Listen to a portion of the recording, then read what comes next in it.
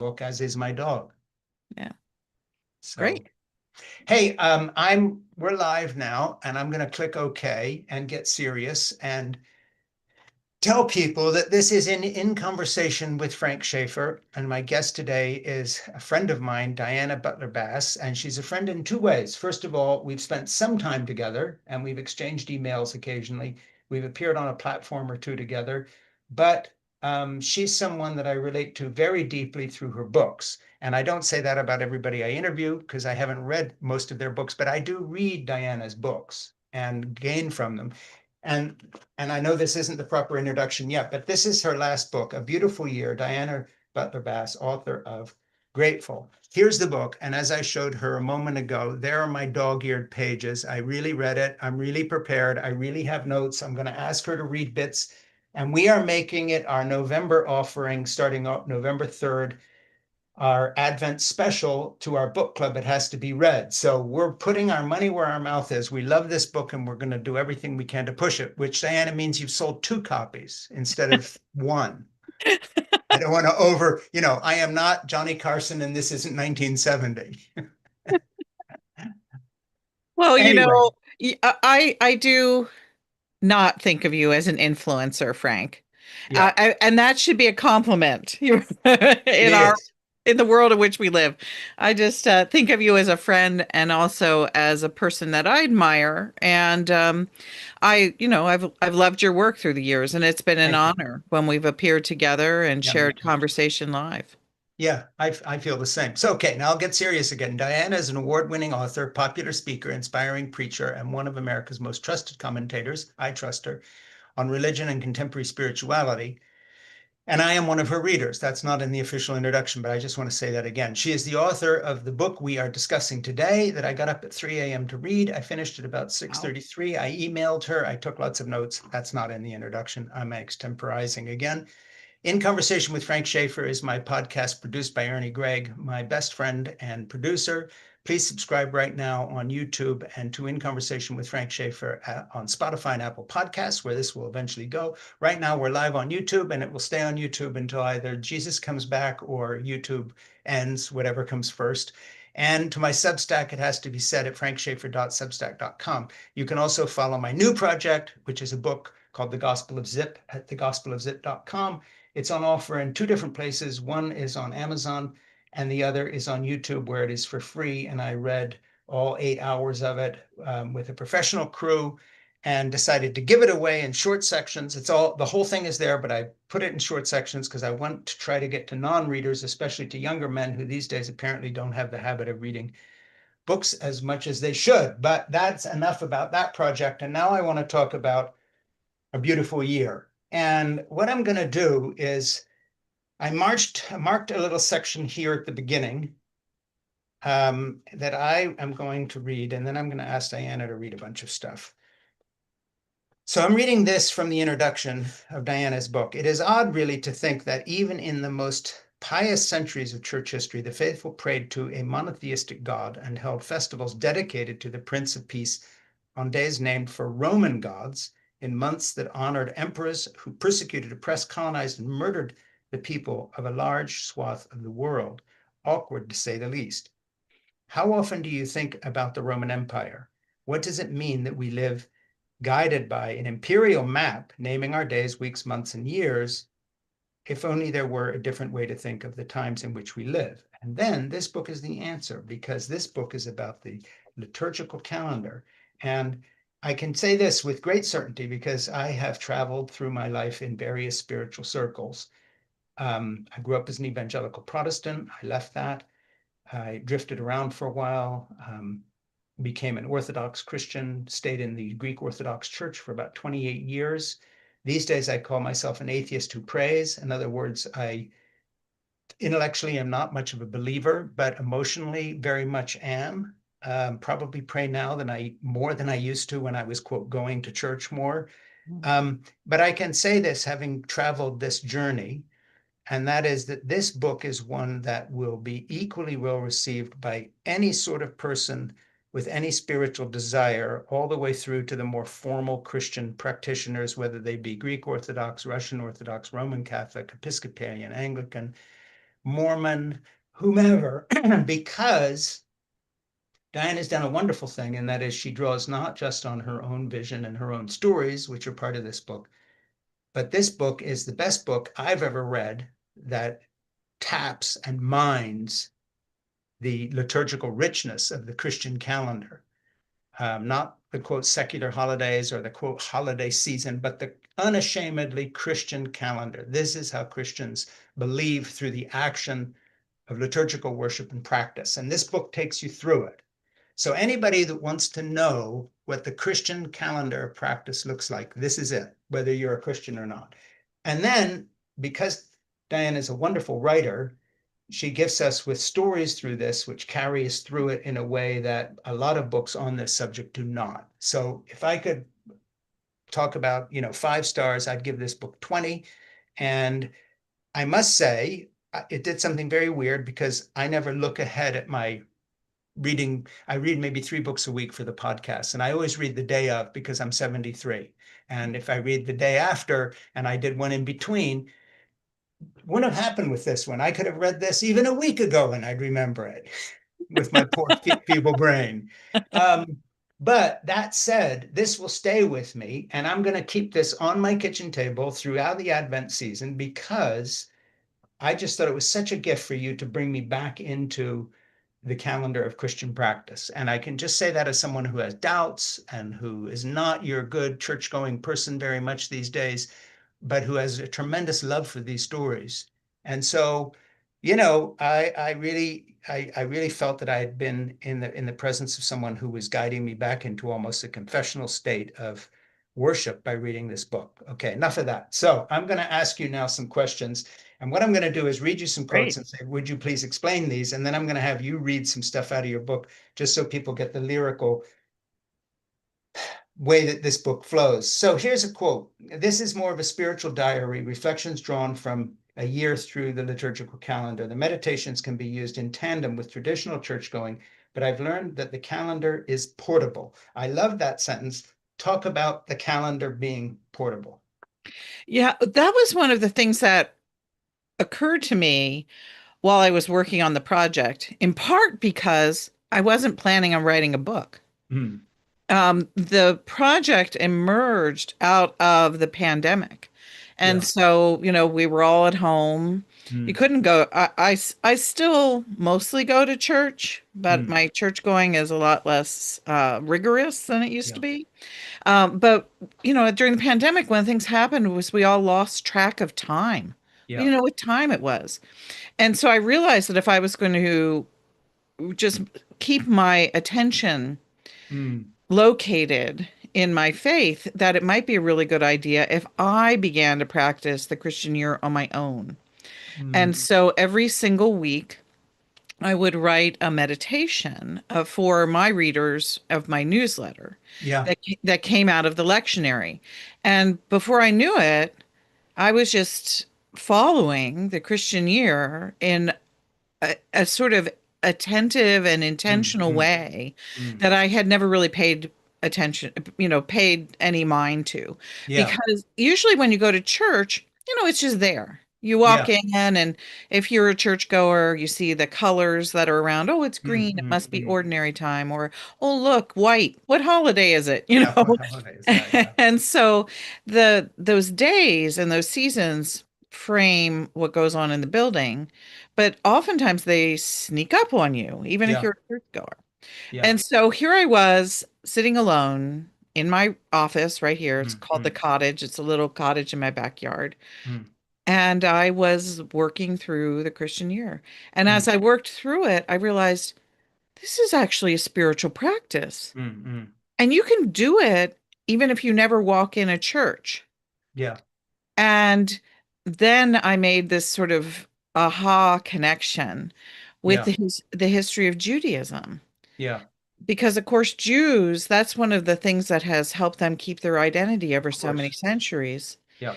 having a distinctive calendar. Yeah. And Judaism is most often kept in the home and as a sort of dispersion religion, Yeah. it has a diaspora. Hmm. And so whether they were in a synagogue, whether long ago as they worshiped in a temple, or whether they're sitting around their own living rooms or under some sort of persecution, Yeah. Jews have figured out a way that the year itself and the practices of the year were portable. And I began to think, why haven't Christians ever really considered Yeah. this? Yeah. And of course, the point being that you make the holiday itself is a practice, and keeping it or even remembering the part of the year you're in is part of the practice, whether you're actually in a church or not. Yeah. And I And think just the for me, memory that's of been, another shape of life that's not dictated to us by all sorts of other calendars. and it has been incredibly valuable in deepening Yeah. who I am as a Yeah. human being. Yeah.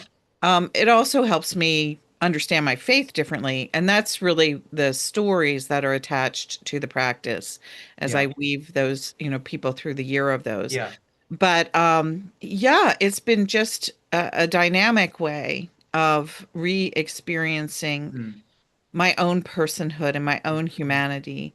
And then, of course, it stands in pretty sharp contrast to what is going on in the world right now. Absolutely. Yeah. Yeah. So do me a favor. I was going to read this, but I'm going to have you read it. If you'd open your book just to the table of contents and read the chapter headings, so that people get an idea of the sweep of the book, then I'm going to dive in and start taking advantage of all these dog-eared pages of mine and go to more questions. Um, Just well, the chapter headings are each one of the 6 seasons of the Christian year. So you just mean the seasons themselves? no, I mean the whole thing. Just read the table of whatever. I forget what all is there, but it just map the book out for us. Advent, wrinkly time, near, wilderness, Oh, light, blue just like Christmas. that. Yeah, Okay. just Yeah. start at the top and go for it. We get a Sure. feel. In Advent, there are several different essays. Wrinkly time, near, wilderness, light, hell, a subject that always comes up during Advent, and I think it's Right? worthwhile discussing. Yeah. Blue Christmas and Christmas Eve. And then under Christmas, 12-day season of the year, the shortest season of the Christian year, the Virgin Birth, the greatest Christmas special ever aired, Mm, Black Jesus, the Unwanted Gift, Year-End Review, and What's in a Name, Epiphany, which is a beautiful season, mm, Active Epiphany, Season of Stars, Imperial Treachery, Come and See, Follow Me, Glory Glistens, Candlemas, and Transfigurations. mm, Lent, Ash Wednesday, Ashes and Rainbows, mm, Repentance, Bread, Power, Safety, Fox in the Henhouse, Graveyard or Vineyard, In Memory of Her, mm, Palm Sunday and Holy Week, Hosanna, Not Alleluia. That's a Palm Sunday sermon mm, itself, and it actually has appeared in print in several places in the last couple years. mm, Holy Thursday, Revolution, The Cross and the Crossbeam, Via Dolorosa Now, and God is Dead.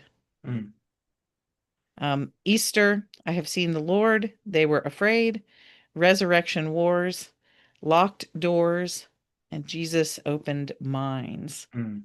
And then there is a very long selection of readings for Pentecost, which is the Yeah. longest season of the year. Pentecost Day, Ordinary Time, the parable of the Good Samaritan, the parable of the prodigal son, the parable of the laborers in the vineyard, the parable of the wicked tenants, the parable of the wise and foolish bridesmaids, the parable of the talents.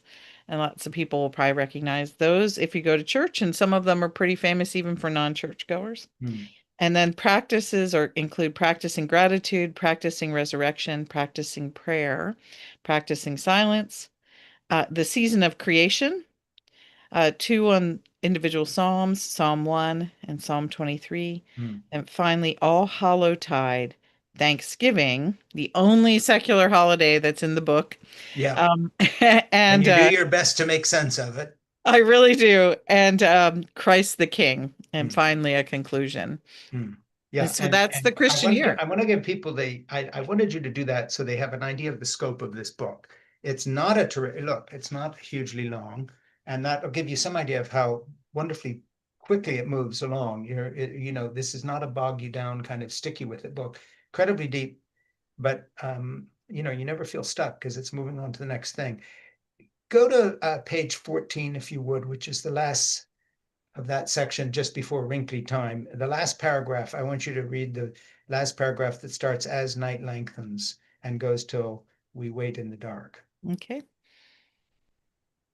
As night lengthens, Christians light a single candle every week against the shadows of fear, doubt, despair, and hatred. Mhm. Advent offers 4 Sundays to reflect on the journey ahead, unpredictable, unknowable, at the beginning of our year. Only candlelight guides the way. This is the season of poetry more than answers, of Mhm. mystery more than conclusions. It is existentially unsettling and perhaps the most honest season of the year.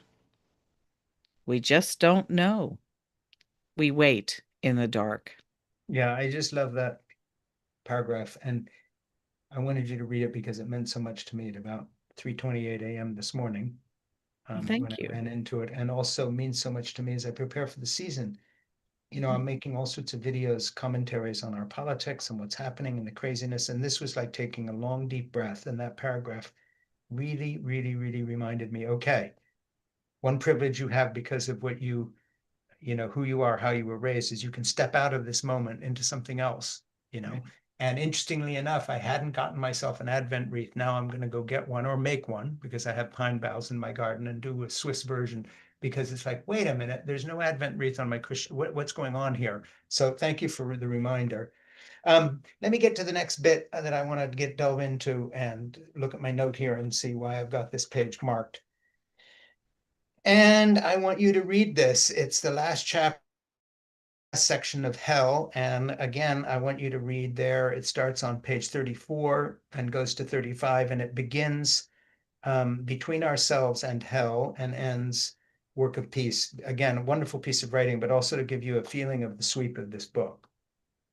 Um, this is interesting because I did not really want to write about hell, and I think I just mentioned it when I was going through the table of contents. Yeah, who does? Yeah, who wants to talk about this, especially because it's not a vision of spirituality that I hew very closely to anymore. No, And lots me of people neither. think that Christianity is about sending people to heaven or hell. Yeah, yeah, And so this piece came specifically out of my own rejection of that conventional idea of correct, hell and correct. trying to figure out something else, just Yeah, so and I we're love it because it clear reflects about that. the something else that I hope for and long for as well. So Okay, again, so it's I'm asking you to read my favorite bits. So great.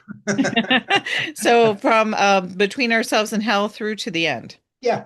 Okay, great. Between ourselves and hell, we recite these sacred words and tell the story, summoning the mystery of bread and wine, of cherubim song, and of all creation's glory. In the beginning was the Word, and the Word was with God, and the Word was God. The Word both shields and wields its sword against the powers of hell. We may be in hell, the world may be hellish. Our political crisis is climate crisis is truly hell. Disease and illness are hell. But there is another story, a different world. A word we can speak, oh, excuse me, a different word. A word we can speak and a word we can act upon. The late Bishop John Shelby Spong memorably said, dream of peace on earth and goodwill among men and women, and then dedicate yourself to bringing that vision into being. Hmm. Peace has been born. We await its fullness, but we don't give in to our fears of hell, either the one that stalks us here or the hell that haunts our nightmares.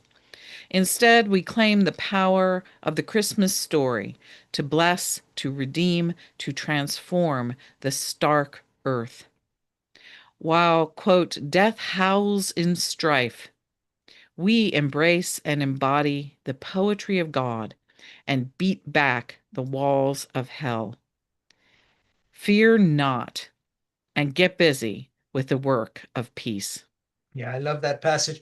And I love how you use the fear not, because for me, if you want to understand the attraction of all Christian teaching, to me, the most powerful words in the Christian language are fear not. Yeah. I mean, if I And they had to show pick up so often in all the the New time, Testament. Yeah. fear not. And to me, if you're choosing two roads and one takes faith and belief and the other doesn't and so forth, the reason faith would make sense to anyone is those words, being invited down a path that's marked with the sign, fear not. Hmm. I mean, it's such a relief. Yeah, I love that. there's that one time that Jesus says, and I think it's so beautiful, fear not, little flock. Yeah, I just that there's a poetry in that and a yeah, comfort and empowerment that yeah, actually gives me a sense of deeper courage. yeah. And at the very bottom, sort of at the bottom of all of life's struggles, those two words come through as the clearest message of hope. It stated, it's what you want to hear in any bad moment, and it's what you want to live by. I think more than anything else, fear not, Yeah, I because feel like I've said that 1,000 times to my friends and different family members this yeah, year who have just been, sort of shaking in fear. yeah, And I keep saying, well, let's lean into fear not. So yeah. having this included in the book was very important for I me. love it. And of course, it jumps off the page. So I'm going to read a bit here. If you grew up in an even vaguely Christian home, Christmas is a season of memories. We remember celebrations past, traditions shared with us by those now gone. Memory is a bittersweet exercise. For many, memories are sad, some full of unresolved pain and anxiety, while others bring forth joy and delight. All remind us of the passing of time and um, how entangled we humans are with stories much older than ourselves. Much of Christmas involves family, and we all know how complex those memories may be. Jesus is born into a family too, Mary and Joseph's new family, the family of the people of Israel and the human family. This child, who knew memory and celebration and family and probably bittersweet relationships too, is the one whom Christians believe embodies God with us. Yes, God is with us, with our memories and hopes and our sorrows and fears. And I like that, and that's even as someone who has written in some of my books Yeah. um, about the fact that sometimes for me, Christmas was a bittersweet memory because I was being raised in an evangelical mission in which the mission was definitely put ahead of the family. And we were kind of railroaded into an evangelistic outreach so that every celebration was interpreted as an opportunity to witness to people, which puts a tremendous burden on children.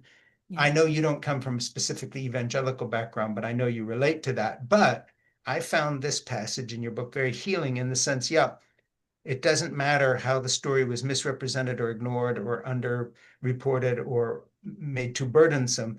The actual story cannot be blamed for that. And I tend to forget that as a kind of an ex-evangelical sometimes. You've got to step back, take a deep breath and say, okay, that was my home, that was my parents, that was the hypocrisies of whatever I was in, whether it's a church or a movement or a marriage or whatever it may be. But that's not the fault of the actual story.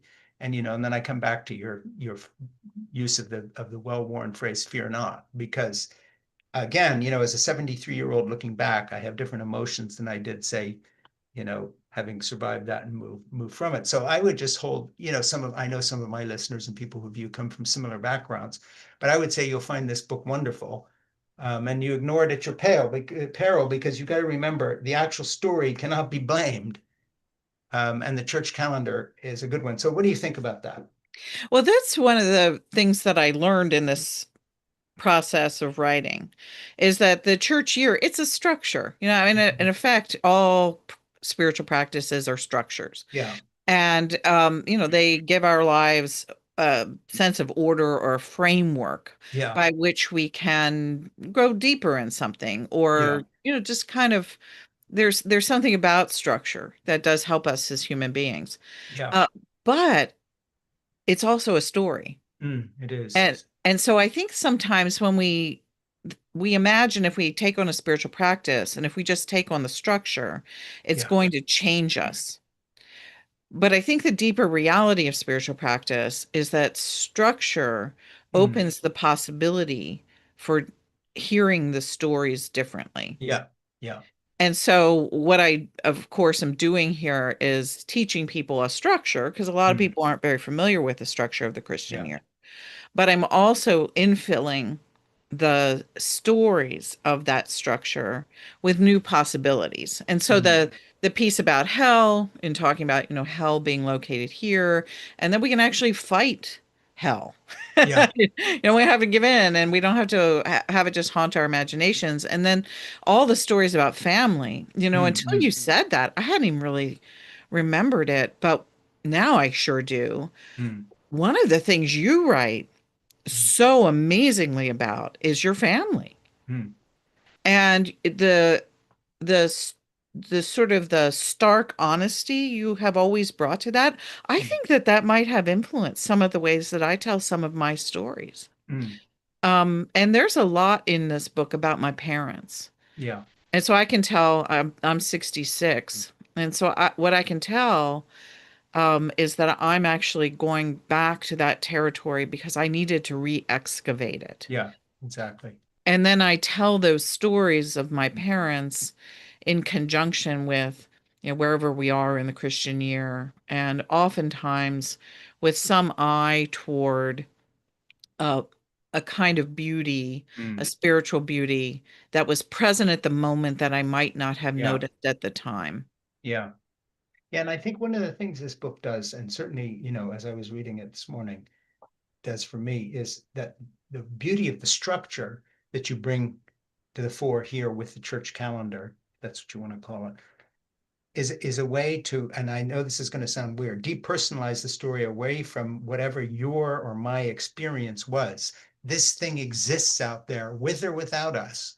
Hmm. And it doesn't matter how you quote feel about it. And that's something I have to keep telling myself. It's there. It's like the It's just Matterhorn. there. Climb it. It may kill you. You may get to the top and look around, but don't question the reality of the mountain. It's there. And, I love that about the church calendar. It's huge, it's solid, it's old, it's real, with or without your, affirmation or assent. It's there. Deal with it. And I love that aspect of your book. I mean, you're not forcing anything down people's throats, but I love that because I think we personalize things too much. How do I feel about it? What was my experience of church? Oh, I'm out of here because somebody was rude or I, didn't have a happy time or a bad marriage, whatever it may be. But the fact of the matter is, there is a there, there's a baseline here and take it or leave it. But I love the fact that you've just said, excuse me, wait a minute, this is real and it's been going on for a long time. And it's the glue that binds the whole structure together. Gregory would have understood it in the 10th century or whenever he lived, and so do we here, um, and on we march. So I just love that. I love being rooted to some history. Um, I'm going to ask you to read another bit. If you would go to Mhm. Virgin Birth, that chapter, the beginning of the chapter, which is on page 45. And I'm going to ask you to read the whole chapter because I think it's a gorgeous piece of writing, and we're coming Oh up my to gosh. Christmas. And I know it's 3 pages. I don't care. This is my podcast. I want you to read it and start with the Luke quote at the beginning and let it rip. It's time to really listen to this because this is beautiful stuff. And take a deep breath, close your eyes, and listen because Diana's reading something wonderful here. Mary said to the angel, "How can this be, since I am a virgin?" Luke 1:34. At a church speaking event some years ago, people in the audience got into an argument about whether the virgin birth really happened. There was a good deal of heated discussion between advocates of the possibility of miracles and scientific types, insisting that it could not be a biological fact. In the middle of it all, a young man blurted out, "I believe in the virgin birth. It's so beautiful that it must be true." The room was silenced. A teenage boy had theologically flummoxed them. No one was sure what to make of his words. I got the point. Some things are beyond our ken. They belong to a realm outside of our typical categories. They cannot be reduced to either spiritual shenanigans or scientific processes. They belong to art. Some things are so beautiful that they must be true. Art true, beauty true, wonder true. This comment has never left me. I confess, however, that it is sometimes difficult to apprehend. What is beautiful about this story? What is truthful about an angel coming to a young girl and telling her she is with child? Mm, Sex with God? Angelic implantation? If not those, the shocking alternative possibilities of a boy other than Joseph, or the rumor in the ancient world mm, Mary was raped by a Roman soldier. Both beg the same question. Is this story, whether of a woman in sacred intercourse or the more mundane sort, really beautiful? Maybe teenage boys don't really understand women because the story of Mary seems mostly messy. Because bodies are messy. Pregnancy is messy. Birth is messy. Unpredictable, dangerous even. You can pretty it up by talking about a virgin birth, thereby undermining the shocking truth about how women are abused, about Mary's youthful sexuality and desirability, the indignities of being pregnant, and the real physical pain of birthing a child. But the truth of the matter is that Mary was a real woman and Jesus was a real baby who grew to be a real man. Both were flesh and blood, both had real bodies. No matter how Mary was impregnated, her real woman's body was torn open by a baby, forcing its way into the world, a hungry, crying, and helpless infant body mm, to feed, wash, and warm. Christianity is that sort of faith, a messy one, where the mystery of God's glory runs smack into the muck of human bodies. At its yeah, heart is the most shocking idea. The divine one became flesh from the same dust and spittle that made us all. Mary's body brought forth the tiny body of God. Her water breaking and the bloody birth made possible the water and blood of the cross mm, some 30 years later. At Christmas, we read the Gospel of Luke. To you is born this day in the city of David a Savior who is the Messiah, the Lord. We may emphasize Savior, Messiah, and Lord, but most often forget the most amazing word in the angelic proclamation born. mm, God is born. And that would not have happened without the body of a woman, a body that had experienced all sorts of trauma to bring new life to the world. mm, The cattle in that stable may have been lowing, but surely Mary was moaning. mm. And that was the sound of honest, painful relief, exhaustion, and maybe even joy. Her body, her maternity, was that kind of human beauty.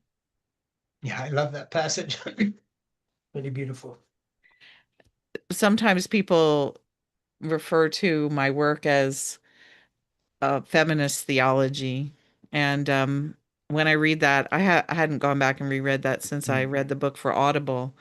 Um, that's a passage that it takes a woman who has theological and spiritual interest in writing. I can't mm. imagine that those pages existing almost any other time in church history. Yeah, well, it's about time. It's good.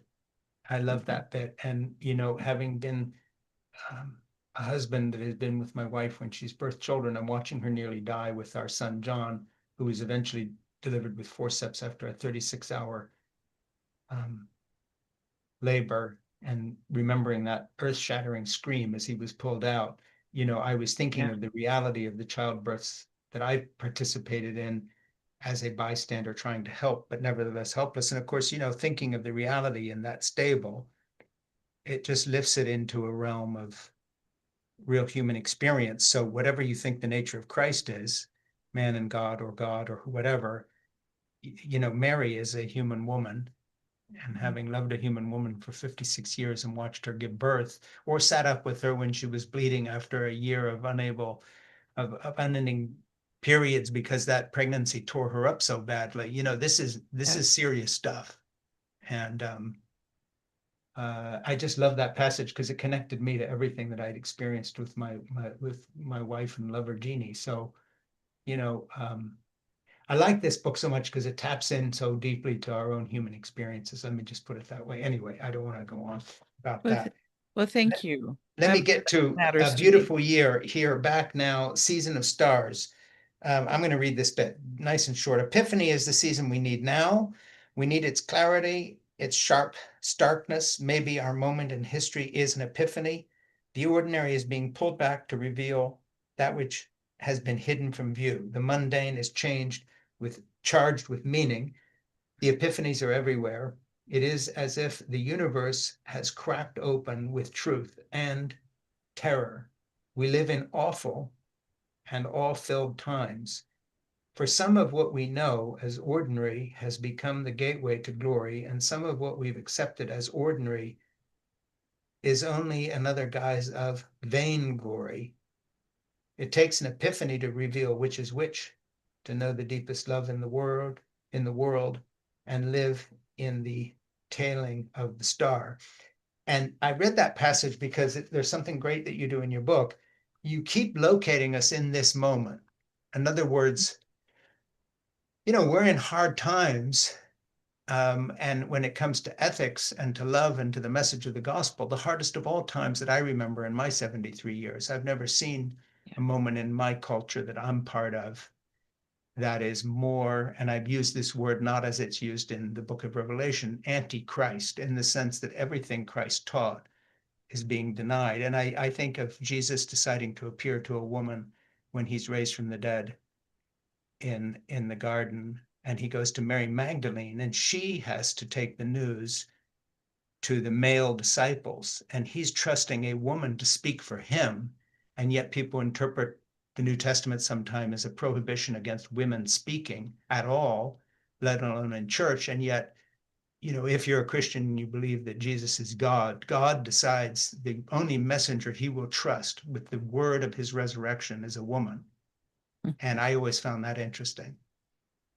And I really like the fact that you write as a feminist.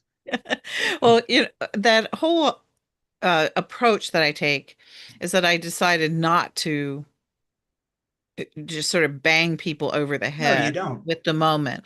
Yeah, But you can't write no. about beauty at this moment without recognizing and affirming that we're experiencing the opposite. Yeah, and you can't write about Right. Jesus without affirming the fact that he loved and cared for the women around him, Right. And starting with the virgin birth, which you bring, to such sort of fruition in that passage. It's just, which is really, I mean, later in your book, you talk about Mary and Mary Magdalene and yeah, I the do quite a bit. Yeah. and so forth and so on. So I don't want to jump too far ahead. Let me ask you to jump to page 100, which is again the end of a chapter on Candlemas. Candlemas, as the British would Mhm. say. And at the bottom of the page, second paragraph up, it begins the long weeks of winter, candle festivals, and then goes to the end, we are the light. It's a couple of paragraphs at the end of that chapter. I think it's just a beautiful passage and helps us get into another festival. So read that and then tell us a little bit about the whole Candlemas time and what it means and so forth and so on. The long weeks of winter candle festivals, from Advent to Christmas through Epiphany, and with us bearing light into the world.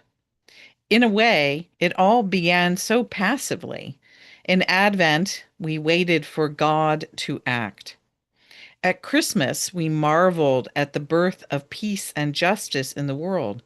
And in Epiphany, God reveals light to us, widening the circle of enlightenment.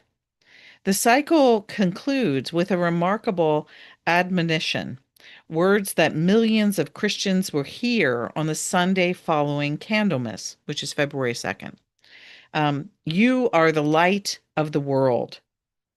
Yes, God created light. Jesus is light in the darkness. And yet we, Fragile and flawed human beings are the light of the world. mm, Jesus says no one, after lighting a lamp, puts it under a bushel basket, but on the stand, and it gives light to all in the house. In the same way, let your light shine before others. We wake up the earth. We birth new life. mm. We've journeyed from waiting to receiving to following to joining the great procession of love and justice in and through the world. We are the light. Yeah, I really love the passage as a passage, but I also love the thought, and I want you to talk about it a little bit. Yeah, I obviously one would read the book, you get the sense of how much the whole winter cycle Mm, and the cycle of light that stretches from Advent to yeah, the passage here really means to me personally. yeah. And it is my favorite time of the year. And I mean, I can't even say how much I love it. That it begins in darkness and it begins with just one candle, one little candle a Mm, week. And then you get up to February 2nd, which of course is a very interesting day in Northern Europe mm, because that was the day that our pagan ancestors believed that the earth woke up, yeah. that the earth was now tilting away from the lengthy nights Mm, towards an increasing length of days. mm, mm, And so it was right here in this halfway point between the length of the day, between the day becoming longer, yeah, that our ancestors had huge celebrations yeah. and they would light candles and bonfires, and it Mm, was an mm, attempt to wake up the earth. And sure. so this is one of the things that Christians sort of grabbed hold of, Yeah. when you're rethinking how you're going to understand time and the world in which Mm, you live as they moved into Northern Europe, running into these festivals, the idea that after Jesus is born and mm, after we have this revelation that's attended that attends his birth, sure. that you get to this moment in the calendar, Mm, and it is now we move out of the church and we wake up the earth with yeah. light.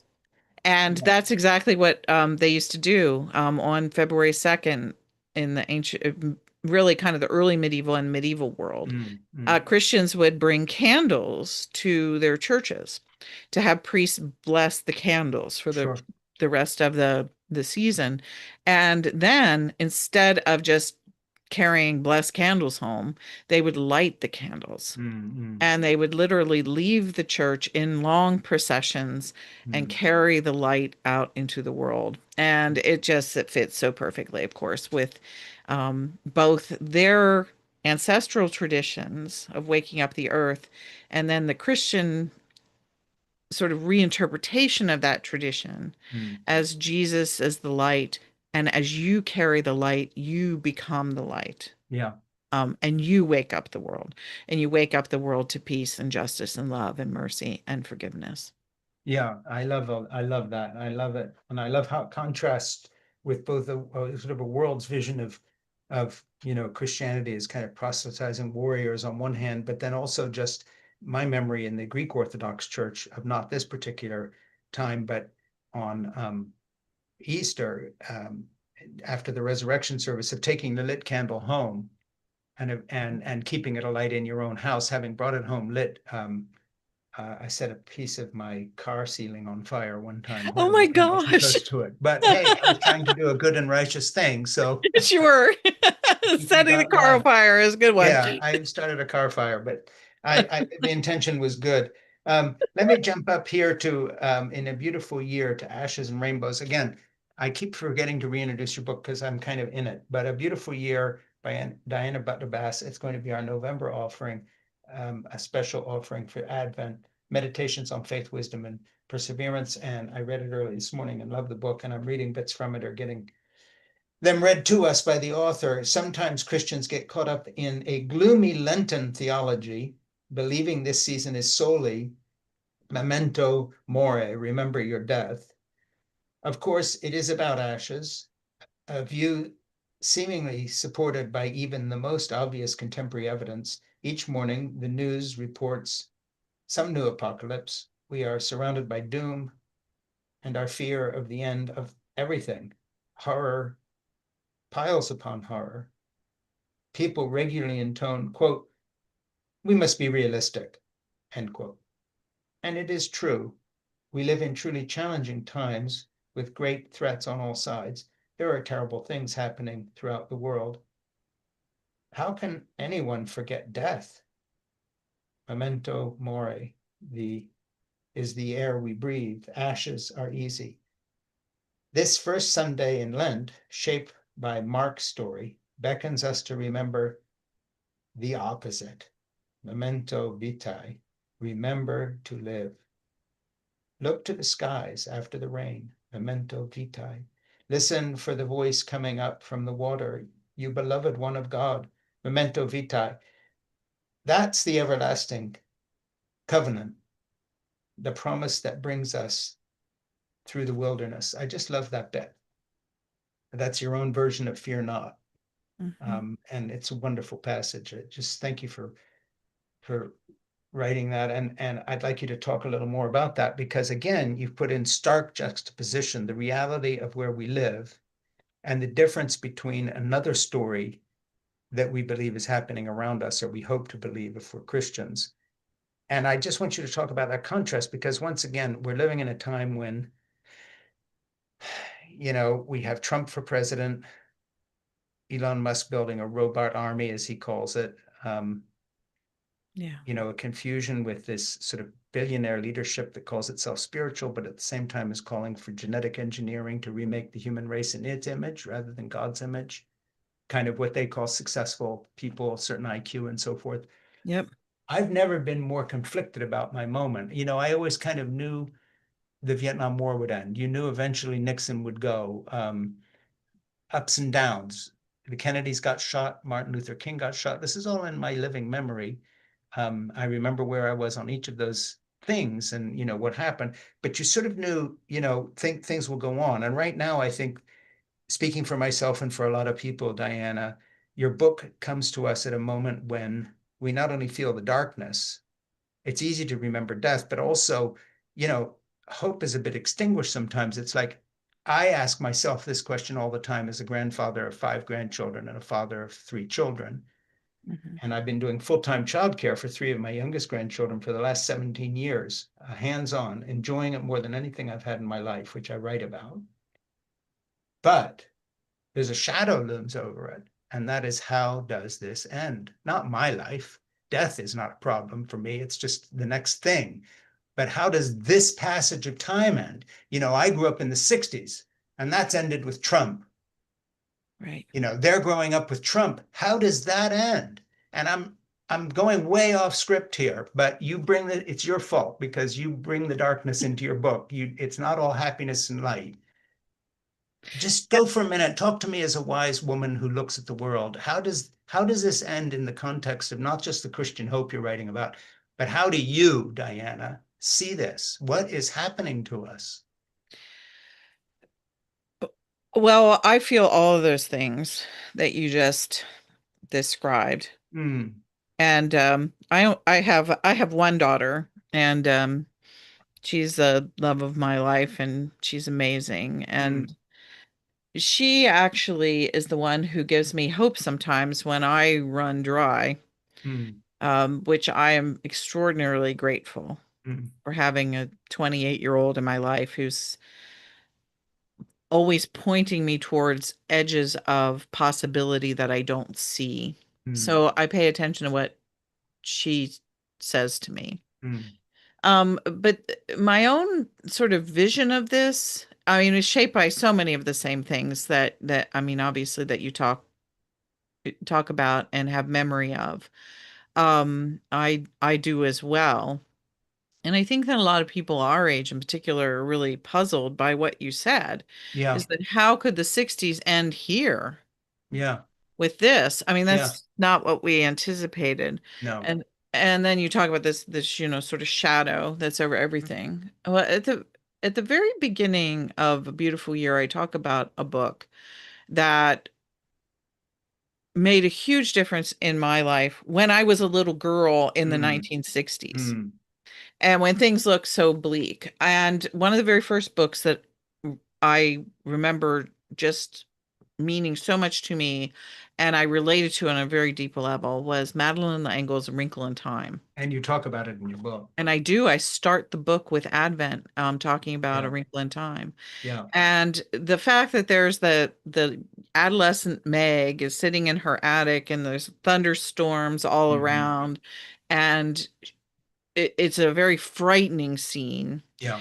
And for people who don't know the story, her father has gone missing Mm, and the family is bereft and they're the victims of vicious gossip in the town that the father ran off with some other woman and nobody knows quite what's going on, and the family is being ripped apart internally and then also sort of by these external forces, and in the middle of all of this, these three angelic beings, these three women, mm, mystic kind of mm. figures, um, appear to Meg and they tell her that her father is being held on a planet very far away Mm. behind a shadow. Yeah. And there's an absolutely chilling description in A Wrinkle in Time of what it's like to live on a Mm, shadowed mm, mm, planet. mm, And so May goes, well, what are we going to do? And Mrs. Whatsit says, we're going to go and we're going to get your father and you're going to come with us. And so is your brother. And so is your friend mm, Calvin. mm. And Meg says, well, how are we going to do that? And the women describe to her how they travel. And Mrs. Whatsit held up her skirt, the edge of her skirt, and Yeah. pulled it taut. And she said, time travel is impossible if you're just trying to go across this long stretch of time. And Mm, she mm, put, there was a little ant on the edge of her skirt. And she said, if you put an ant here and it travels across my skirt, it takes a very long time. And she said, but we don't travel that way. mm, mm, We travel by a tesser. And Meg goes, what's a tesser? And she says, well, it's like a wrinkle in time. mm, And then she says, this is what happens when we travel in time. We bring the edges of the cloth together. mm, mm. And then the long, taut, frightening journey becomes a journey that is much quicker. And you can Mm. go from here to there, from this place to the place where we will Sure. now be rescuing your father in a very short period of time. And that is kind of how I think about the world we live in right now. Mm, mm. In one sense, we think about time as being this long, sort of taut line where it's taken, whatever, 60 years or almost Yeah. 70 years for this horror that we're living in now to unfold. And then we think of ourselves, well, what's going to happen then? Is there going to be another long, taut line on the other side of Mm, this? mm. And maybe that is true in one level, but maybe people who have a deeper spiritual awareness Mm. or a more um, just a different quality and sense of what is possible Yeah. are the people who bring the edges of it together. Mm. And instead of it being a long, taut journey, the journey winds up being much quicker to going behind the shadow Yeah. and pulling love forth. Mm. And so I mean, I can talk ably and beautifully about the stories of the Bible, but honest to goodness, Madeline L'Engle gave me as much of a vision for right now Yeah. sometimes as these Bible stories do. Yeah. Because I actually trust somewhere in my still adolescent girl's heart Mm. that beyond the thunderstorms and beyond the fact that all of the violence of the moment and the loss of everything that I Yeah. hold dear, that somewhere somehow time is going to touch itself again and that love will come Mm. forth from behind the Mm. shadow. Mm. And I don't know how, but I want to be part of that story. Mm. Mm. And that to me is all I can be responsible for. Yeah. Well, you kind of put that in your book when you say, we are the light. We don't have Hmm. to save everybody. We need to be the light. Right. And that has become very clear to me as I've gotten older. And I know this will sound smarmy and preachy, but I honestly, genuinely, emotionally, not as an act, but take as much time and put as much emphasis in my life and gain as much pleasure from talking with my neighbors when I walk my dog or spending time. I know three of the checkout ladies at the supermarket I go to very well. I've shopped there for the last 30 years and they've been there forever. And I literally add a half an hour to every time I go to the supermarket because I'm going to be standing and talking with them. One of them used to be in the meatpacking department, and now her hands are old and tired and cold. Oh, So wow. I talk to her at the checkout, and I will wait between customers to clear to keep going with her story. And this is not some sort of uh, thing.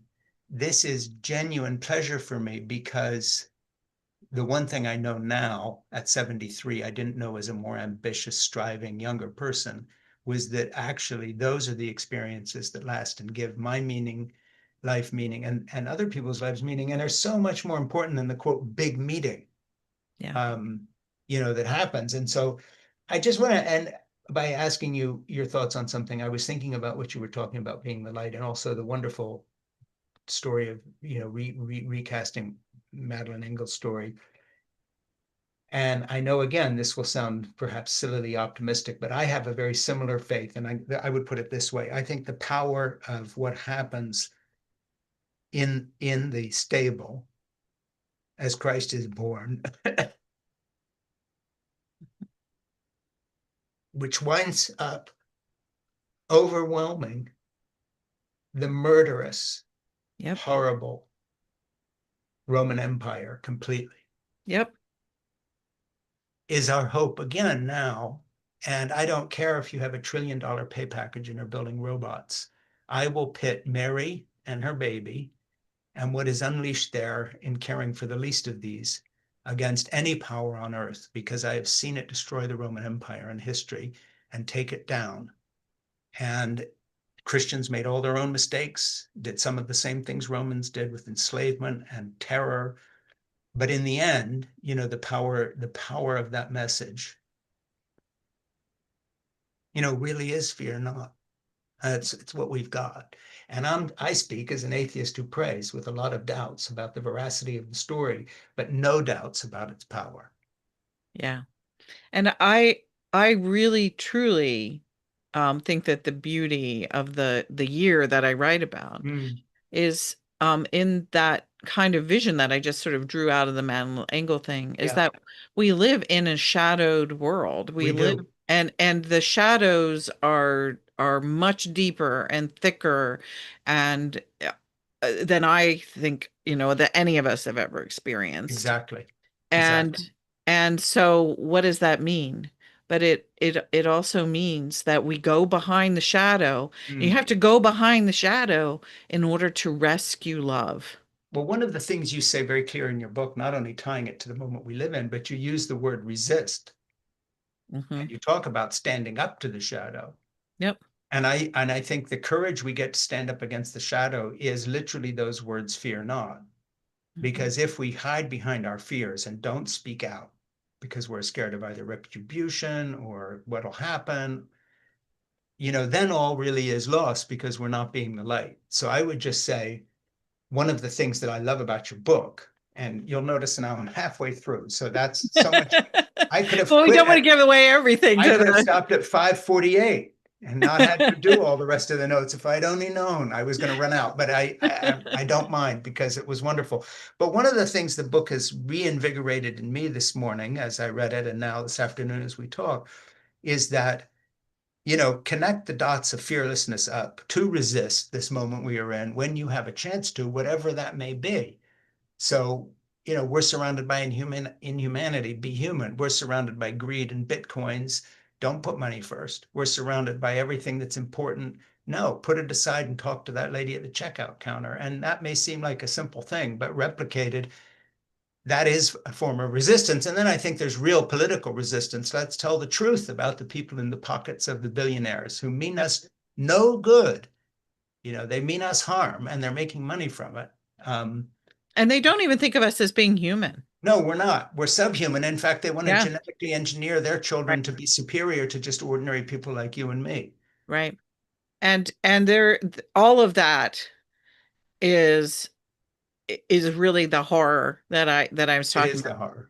And it people have said to me along the way, it's how could you write a book called A Beautiful Year this year, you know, Yeah, of all years? yeah, And my answer has been, well, one is to write about beauty is yeah, not to create Hallmark cards where you're ignoring, right. the world as it is. But beauty always, I mean, you think you're a painter, you're a writer, you're a Mm. poet, you know all these things. I'm not telling Yeah, you anything you don't know. In the creation of everything that's beautiful, there is always gradations and shadow. absolutely. And you look at a Rembrandt painting and say that's the most beautiful thing I've ever seen, or what have you. And Rembrandt is dark.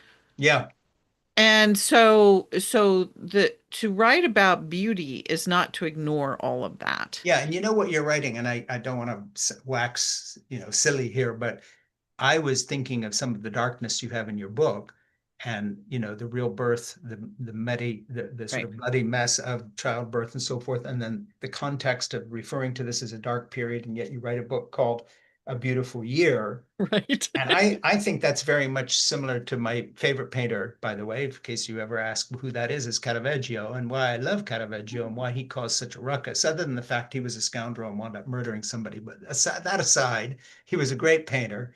Um, is because he broke the mold of the syrupy Hallmark card version of church art of his period. And everybody got very pissed off because it was real blood, it was real tears, it was real sorrow, it was real people, Mhm. not sort of heroic gospel figures when you look at, the Apostle Paul, whomever. Um, and Caravaggio and you come from the same place. And that is, all his paintings are dark with some light, dark with some light, dark with some light, never set in a kind of an idealistic setting. And yet, in spite of all this, he's telling a certain story, and you are too. And I really like that. Also, by the way, when I think of winter, I think of, speaking of paintings, I think of Peter Bruegel the Elder and all his winterscapes. And of course, while I was reading your book, in my head, pictures of that, the snowscapes were floating through because we're both winter people. Well, that is absolutely lovely. Thank you so much. I love his paintings too. So Yeah, me I was too. just I was just in Amsterdam this last summer, and joyfully ran over to the Rijksmuseum. My husband Yep, hadn't been there before, yep, and so it was really fun to see all of those paintings, because I think that those Dutch painters, living in such a dark little corner of Europe, really, yeah, they did an extraordinary job letting the story yeah, come through the shadows. yeah. And And and oh, that's what sorry, this go really ahead. is. I was gonna say, and ultimately, since you read the whole thing, it's a story about love, and Absolutely. it's a story about the reversal of things as they are. Yeah, absolutely. Um, because everything in the book gets turned upside down and inside out. Kingdoms don't act like empires of this world. The person who becomes the Prince of Peace winds up calling all of the people who are his associates his friends and washes their feet. The women are the ones who get the word to go out and Mary change the Magdalene world. and all Yeah. the rest. And so it's to And had me, they not been allowed to speak, we wouldn't know this story no, that is exactly because right. she ran and told these apostles who, were the men allowed to speak. But, I just want to say it again, and I'm not trying to be silly here, but Jesus entrusted the most important message of all his teaching, which is that I'm standing here, Yep. raised from the dead, to a woman, and she takes the good news to these highfalutin, important men. Yeah. And at first, of course, they say, we don't believe you. Of course they do. No, women are never believed. That's because nobody ever believes us. But I'm sitting here with you and having a great time Hey, testifying I want to, to a beautiful year. it's a beautiful year, and I have jumped through here I'm going to go to two things I'm going to read. One is from page 270 here. Jesus didn't pray about us, he prayed for us. By the way, I just love this more than I can say. We can pray with him, and we can be the answer to his prayer. Love would surely result. I just love that. We can be the answer to his prayer. I'm telling you, that is a brilliant, brilliant, brilliant, brilliant insight. I just love it. And now jumping to the conclusion section of your book, the last two paragraphs, I'm going to ask you to read them. If you can just go to page 315, it's the conclusion. The last two paragraphs, the second to the last begins, the Christian year isn't a line. And then, of course, it ends, this is not the end, in capitals down at the bottom, but it's where your book sort of concludes. So if you don't mind reading that last section. Sure. The Christian year isn't a line, it isn't a circle. It's a spiral of spiritual wisdom from Jesus through the millennia to us. And it will still be ending and beginning, beginning and ending when you and I are no longer here. It winds through empire, all empires, reichs, and golden ages.